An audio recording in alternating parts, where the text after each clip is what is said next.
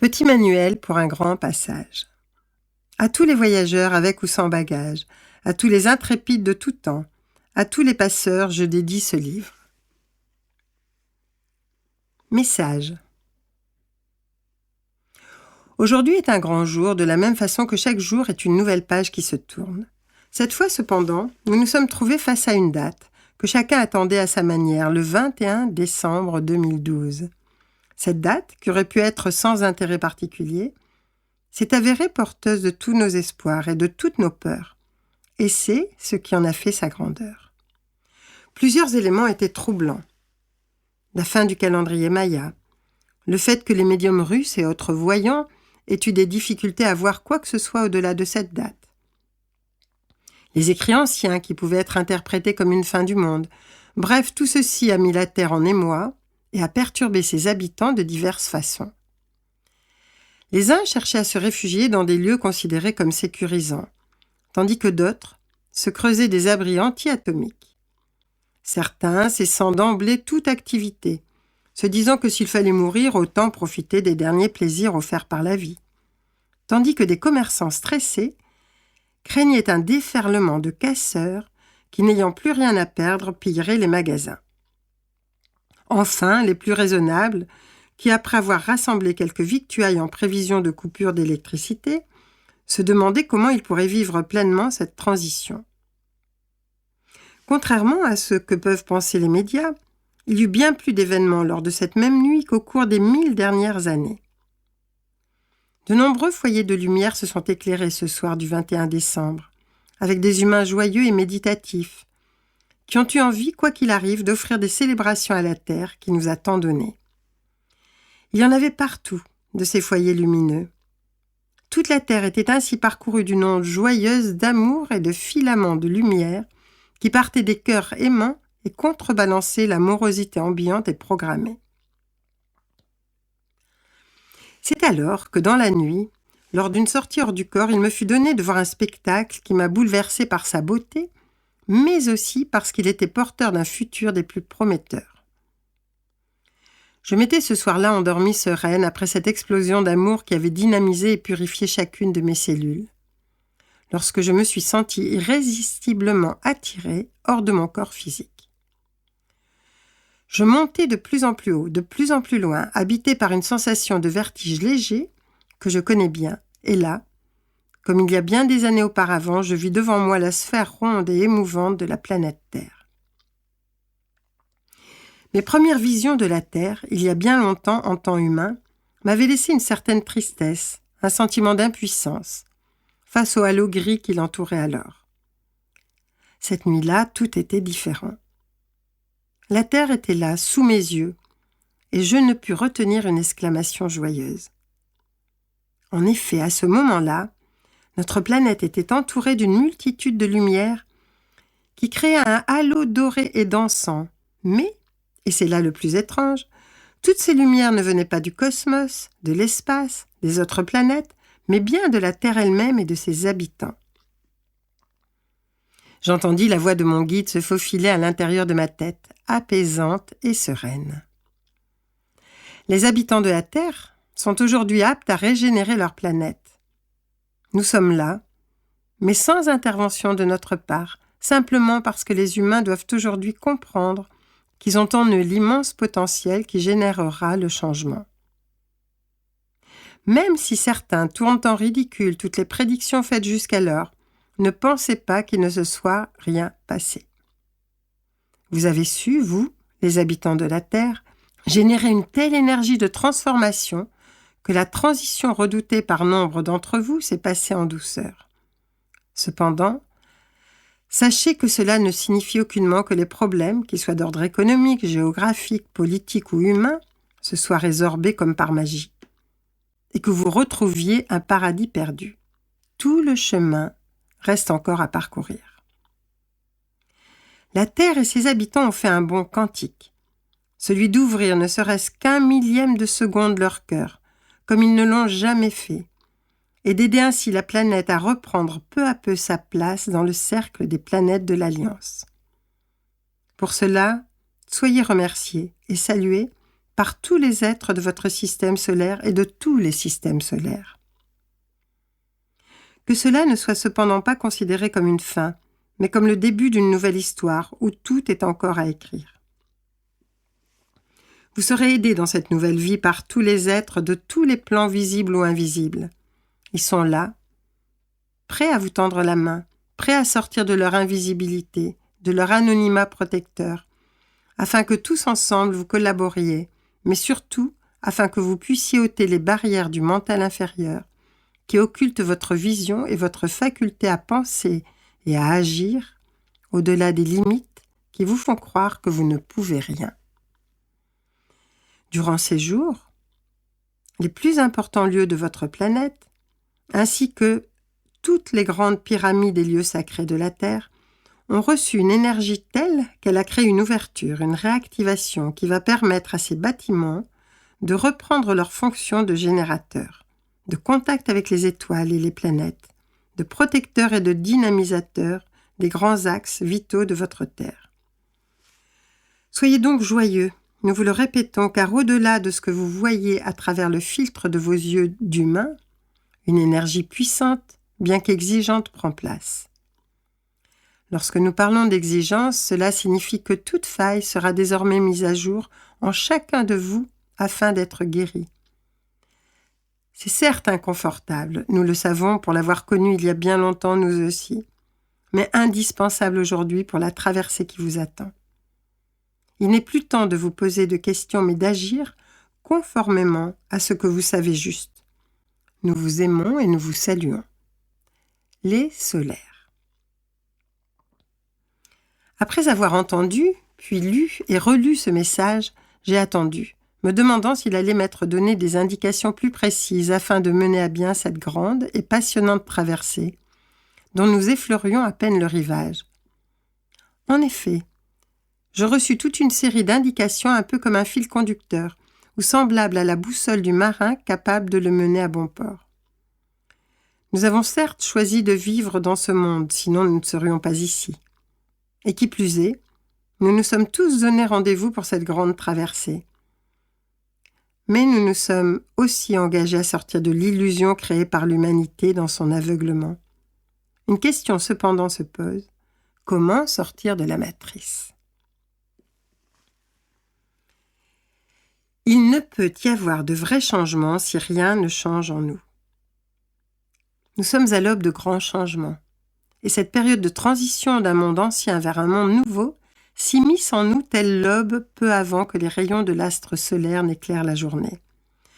Que cela signifie-t-il ? La voix de l'être qui me guide s'immisce en moi à nouveau. Tu dis souvent que la planète est la seule fausse note du système solaire, et cela était vrai. Disons qu'actuellement, elle n'est plus cette note isolée dans l'harmonie planétaire. La Terre, ce grand être cosmique, a généreusement offert son corps à l'expérience humaine et a accepté plusieurs fois de ralentir son évolution pour attendre que les humains qu'elle porte soient prêts. Aujourd'hui, elle ne peut plus ralentir sa marche. Est-elle une crise de croissance, un passage de l'enfance à l'adolescence ou un accouchement ? Elle avance vers son propre destin, parce qu'une partie des humains est prête à vivre dès à présent les conséquences de ces changements. La Terre est encore la seule planète de votre système solaire à ne pas avoir de contact officiel, reconnu, régulier avec les autres planètes. Elle est aussi la seule à porter des habitants qui s'autodétruisent avec autant d'acharnement, mais elle est aussi la plus visitée, la plus regardée et même la plus admirée. Cela ne signifie pas que nous allons venir nous poser en masse aujourd'hui sur votre terre. Nous attendons que vous soyez assez nombreux à le vouloir, sans nous considérer comme des sauveurs, mais simplement comme des amis. Nombre d'entre nos frères et sœurs œuvrent déjà parmi vous. Vous le savez, puisque nous les avons libérés depuis quelques années de ce secret auquel ils et elles étaient tenus. Nos diverses démarches pour prendre contact avec vous ont rarement abouti, et nombre de nos contactés ont perdu beaucoup à cause des révélations qu'ils faisaient. Aujourd'hui, le monde est autre, et nous allons progressivement entrer dans votre sphère mentale, puis physique, afin que vous graviez en vous notre image, sans la peur que ceux qui se croient les maîtres du monde vous ont inculquée. Votre cœur s'ouvre et comme une antenne, il saura reconnaître ceux qui aident de ceux qui prennent. Gardez votre cœur et votre mental supérieur ouverts, car ce qui va être écrit peut considérablement aider votre avance et rendre votre traversée plus sereine. Nous vous aimons et nous vous saluons. Les solaires. Les pages qui suivent ne se veulent pas simplement des conseils pratiques pour traverser cette époque nouvelle avec sérénité. Leur fonction est aussi de réveiller en nous ce qui sommeille encore, nous empêche de croire en notre lumière et de nous mettre véritablement en marche vers nous-mêmes. L'éthérisation de la Terre et ses conséquences. Nous entendons souvent parler de l'éthérisation de la Terre sans trop savoir en quoi cela consiste. L'éther est l'une des dimensions des plans subtils et l'un de ses constituants. En effet, après l'eau, l'air, la terre, le feu, nous trouvons un cinquième élément qui est l'éther. Le plan éthérique, constitué par cet élément, est le plan invisible le plus proche de notre monde physique. Il est presque palpable, et dans les soins esséniens, il est l'un des premiers avec lesquels les futurs thérapeutes entrent en contact. Il est celui qui est le plus facilement visible et palpable avec un peu d'entraînement. C'est dans ce monde éthérique que vit une partie des êtres de la nature si proches de nous. Aujourd'hui, nombreux sont les partisans de la thèse sur la diminution régulière du magnétisme terrestre. Ce magnétisme protège la planète des influences extérieures nocives, dont celles produites par les vents solaires. Cet extrait d'un article de Denis Delbecq dans le journal du CNRS est très clair sur le sujet. Inversion des pôles. Grâce à toutes ces données, on sait désormais que les boussoles ont basculé plus de 300 fois depuis 200 millions d'années. À chaque épisode, le champ terrestre faiblit avant de s'inverser, entraînant une diminution de l'intensité du bouclier magnétique. Nos ancêtres, Homo erectus, y ont survécu puisque nous sommes là pour en parler. En revanche, satellites et réseaux électriques connaîtraient aujourd'hui de nombreuses perturbations en cas d'inversion, puisque la Terre ne serait plus alors protégée des tempêtes magnétiques, des afflux brutaux de particules chargées issues d'éruptions à la surface du Soleil. Pour tenter de mieux comprendre le champ terrestre, les chercheurs étudient notamment certaines planètes, comme Mars, qui gardent la trace d'un magnétisme aujourd'hui disparu. Depuis quelques centaines d'années, l'intensité du champ a diminué de 10%. Est-ce pour autant le signe d'une prochaine inversion? Les chercheurs n'en sont encore qu'aux hypothèses à ce sujet, et si Mars est étudiée, c'est surtout parce qu'elle est la planète refuge en cas de destruction terrestre pour cette élite non officielle qui nous dirige et dont nous ne connaissons pas le visage. Lors de mes expériences en contact avec les habitants d'autres planètes, il m'est arrivé de poser cette question naïve. Pourquoi n'est-il pas possible, avec les sondes et les appareils terrestres envoyés sur Mars ou ailleurs, dans notre système solaire, de prouver votre existence? Les rapports ont toujours tendance à montrer qu'aucune vie n'existe en dehors de la planète Terre. La réponse qui me fut donnée alors fut limpide. Nous allons répondre à cette question, bien que tu en connaisses déjà partiellement la réponse. Sur votre Terre, il y a 2 catégories d'instruments pour sonder les planètes du système solaire. Les premiers sont donnés au commun des mortels de votre planète et captent uniquement ce qui est du domaine de la 3e dimension. Vous ne pouvez leur demander plus qu'ils ne vous offrent, de la même façon que vous ne pouvez exiger de vos appareils photos de rendre visibles les présences des mondes éthériques, que vous les nommiez elfes ou fantômes. La 2e sorte d'instrument est bien plus en avance que ce qui vous est dit. Certains des nôtres ont participé à leur réalisation. Seule une petite partie des terriens en a connaissance. Ceux-là connaissent bien entendu notre existence, mais leur crainte est que l'humanité ne s'éveille et ouvre une porte qui ne pourra se refermer, la porte qui donne accès à la liberté. Il est temps pour votre monde et pour son équilibre d'enlever le voile qui vous recouvre. Il suffit pour cela que vous envisagiez simplement la possibilité que tous les autres mondes soient habités. Vous relativiserez alors tout ce que vous vivez et vous ne vous sentirez plus jamais isolé. Des pans entiers de vos murs intérieurs s'écrouleront pour vous donner accès à l'immensité des mondes. Vos peuples, dits primitifs, ou vos ethnies, devenues minoritaires, ont gardé la connaissance de nos contacts et de nos enseignements. Et même, si certaines de ces connaissances ont été perverties au fil de vos siècles, soyez attentifs à ce qu'elles ont encore à vous offrir. Toutes les planètes de votre système solaire sont passées dans une autre dimension et se sont éthérisées depuis bien longtemps. Il est logique que le magnétisme en ait disparu. Que cela ne vous inquiète pas, vos organismes sont adaptables à toute transformation si votre mental envahi par le doute ne donne pas d'ordre contraire.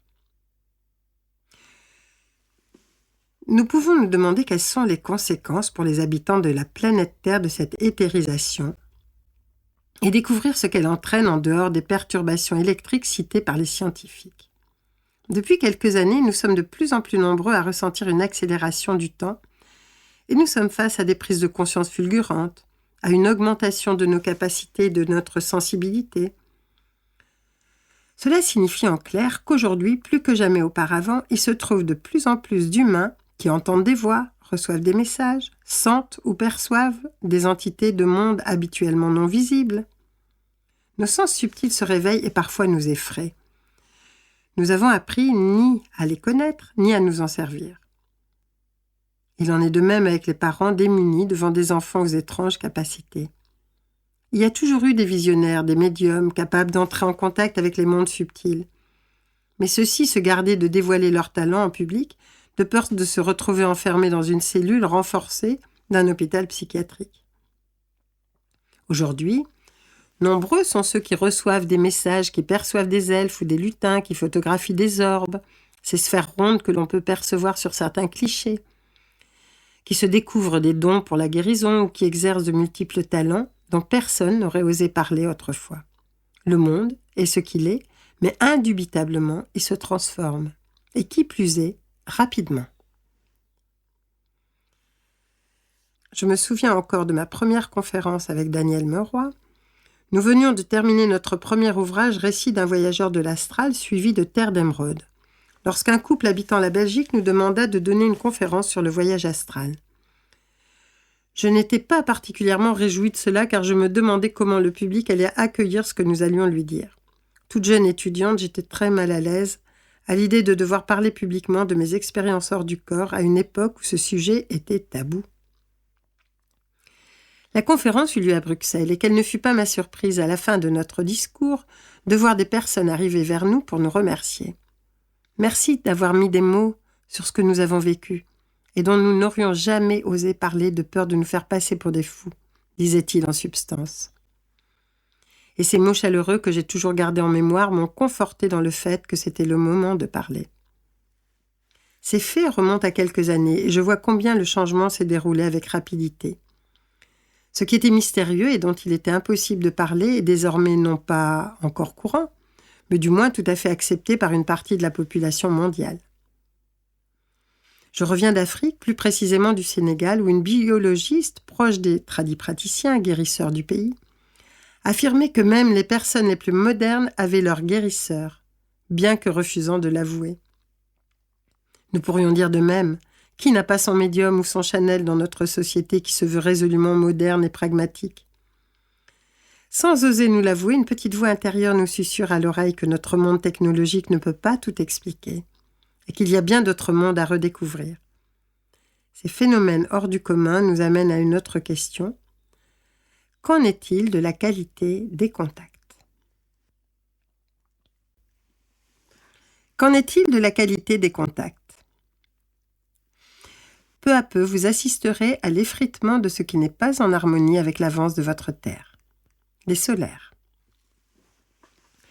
Les contacts sont donc devenus plus fréquents, mais qu'en est-il de la qualité de ce que reçoivent ou perçoivent de plus en plus d'humains? J'aimerais parler ici de la qualité des contacts, qui est un élément important pour ne pas nous perdre dans la grande traversée de ce monde nouveau.